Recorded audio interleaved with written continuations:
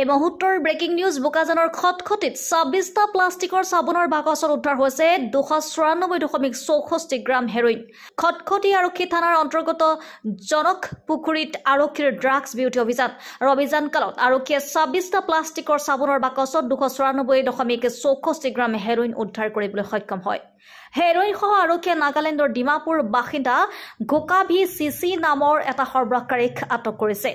আৰু সৰবৰাহকাৰীটোৱে RL07CB0290 number এখন urban ক্ৰছাৰ বাহনৰ ডেগিত লুকুৱাই সৰবৰাহৰ চেষ্টা চলাইছিল উক্ত ড্ৰাগছখিনি।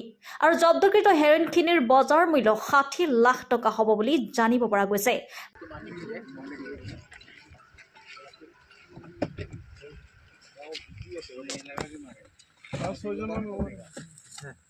पूरा एकदम थोरोली चेक करो।